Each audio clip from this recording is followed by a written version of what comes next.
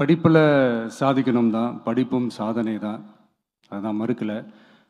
But அதுக்காக பர்டிகுலராக ஒரே ஒரு படிப்பில் மட்டும் நம்ம அச்சீவ் பண்ணியே ஆகணும் அப்படின்னு நினைக்கிறது ஒன்றும் சாதனை கிடையாது. ஒரே விஷயத்தை பற்றி திரும்ப திரும்ப யோசித்து உங்கள் ஆங்ஸைட்டியை ஏற்றிக்காதீங்க. அவ்வளோ ஸ்ட்ரெஸ்ஃபுல் ஆக வேண்டிய அவசியம்லாம் ஒன்றுமே கிடையாது. இது நான் ஏன் சொல்கிறேன்னா, நீட்டு மட்டும் தான் உலகமா?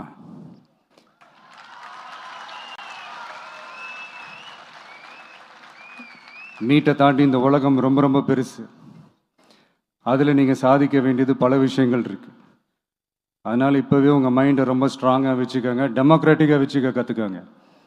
ஏன்னா டெமோக்ரஸின்னு ஒன்று இருந்தால் தான் இந்த உலகமும் சரி, இந்த உலகத்தில் இருக்கிற எல்லா ஃபீல்டும் சரி, ஒரு ஃப்ரீடமாக இருக்க முடியும்.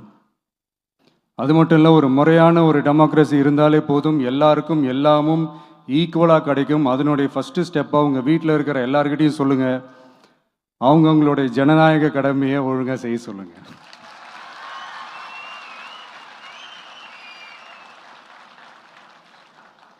ஜனநாயக கடமையை சரியாக செய்கிறதுனா அது ஒன்றும் பெரிய ஒரு விஷயம்லாம் கிடையாது, சாதாரணமான விஷயந்தான்.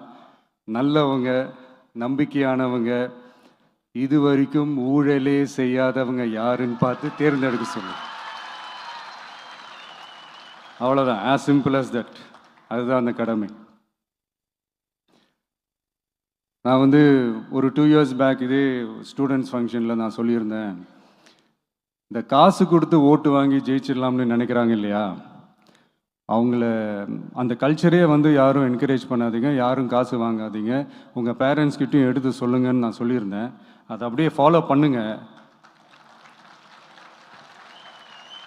ஆனால் நீங்கள் வேணா பாருங்கள், அடுத்த வருஷம் என்ன நடக்க போகுதுன்னு. வண்டி வண்டியாக கொண்டாந்து கொட்ட போகிறாங்க. அது அத்தனையும் உங்ககிட்ட இருந்து கொள்ளையடிச்ச பணம் தான். என்ன பண்ண போறீங்க? என்ன பண்ணணும்னு உங்களுக்கு கரெக்டாக தெரியும். அது நான் சொல்லி தான் புரிய வைக்கணும்னு ஒன்றும் அவசியம் இல்லை. அண்ட் மை டியர் பேரண்ட்ஸ், உங்ககிட்ட ஒரு சின்ன ரிக்வெஸ்ட், உங்கள் குழந்தைங்களோட விஷயத்தில் எதுவும் ஃபோர்ஸ் பண்ணாதீங்க, ப்ரெஷர் போடாதீங்க, எதுவும் இம்போஸ் பண்ணாதீங்க. ஃபர்ஸ்ட் ஆஃப் ஆல் அவங்களுக்கு என்ன பிடிச்சிருக்குன்றதை தெரிஞ்சுக்கிட்டு அதுக்கு ஏற்ற மாதிரி வழி நடத்துங்க. நான் டெஃபினட்டாக சொல்கிறேன், எத்தனை தடைகள் வந்தாலும் அவங்கவுங்களுக்கு பிடிச்ச விஷயத்தில், அவங்கவுங்களுக்கு பிடிச்ச துறையில் அவங்க கண்டிப்பாக சாதிச்சு காட்டுவாங்க.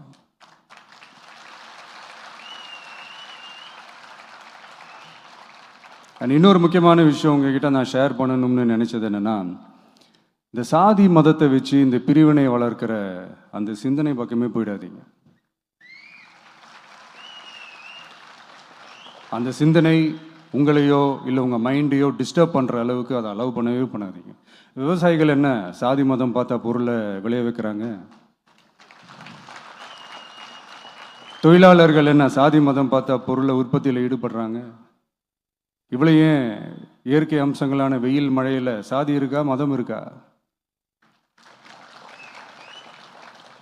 எப்படி இந்த போதை பொருட்களை எப்படி நம்ம அறவே ஒதுக்கி வைக்கிறோமோ, அதே மாதிரி இந்த சாதி மதத்தையும் ரொம்ப ஸ்ட்ரிக்டாக தூரமாக, எவ்வளோக்கு எவ்வளோ தூரமாக அதை ஒதுக்கி வைக்கிறீங்களோ அவ்வளோக்கு அவ்வளோ அதை தூரமாக ஒதுக்கி வச்சுருங்க. அதுதான் எல்லாருக்குமே நல்லது.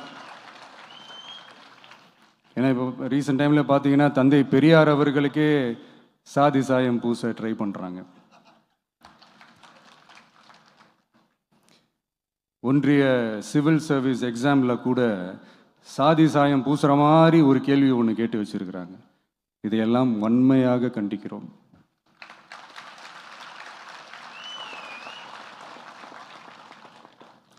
இந்த உலகத்தில் எது சரி எது தவறு அப்படின்றத அனலைஸ் பண்ணி பார்த்தாலே போதும், ஒரு குழப்பம் இல்லாத ஒரு தெளிவான ஒரு வாழ்க்கையை ஒன்று வாழலாம். எதுக்கும் ரொம்ப எமோஷ்னலாக ஆகாதீங்க, அவ்வளோ வருத்தலாம் இல்லை. டெக்னிக்கல் அண்ட் சயின்டிஃபிக் அப்ரோச்சோடவே திங்க் பண்ணுங்கள். ஏன்னா வரப்போகிற இயர்ஸில், ஆல்ரெடி வந்துட்ட இந்த ஏஐ, ஆர்டிஃபிஷியல் இன்டெலிஜென்ஸ் உலகத்தை எதிர்கொள்கிறதுக்கு அதுதான் ஒரே வழி. The sky is vast and wide and you have strong wings.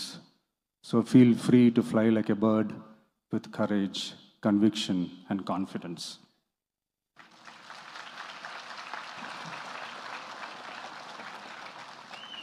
எவ்வளவோ பண்ணிட்டோம், இதை பண்ண மாட்டோமா? எவ்வளவோ பார்த்துட்டோம், இதை பார்க்க மாட்டோமா அப்படின்ற அந்த பாசிட்டிவ் நோட்டோடவே ட்ராவல் பண்ணுங்கள். கான்ஃபிடெண்ட்டாக இருங்க, நல்லதே நடக்கும், வெற்றி நிச்சயம். மீண்டும் சந்திக்கும் வரை நன்றி, வணக்கம். நான் அடுத்த செட் ஆஃப் ஸ்டூடெண்ட்ஸ் கூட நான் நெக்ஸ்ட் வீக் போல் நான் மீட் பண்ணுறேன். ஸோ அவங்களுக்கும் சேர்த்து இன்றைக்கி நான் பேசினதாகவே இருக்கட்டும். ஏன்னா ஒவ்வொரு வாட்டி இந்த மாதிரி நான் அட்வைஸ் பண்ணிகிட்டு இருந்தேன்னா நல்லா இருக்காது, உங்களுக்கும் போர் அடிச்சிடும். So thank you. எல்லோரும் வாங்க, மீட் பண்ணுவோம்.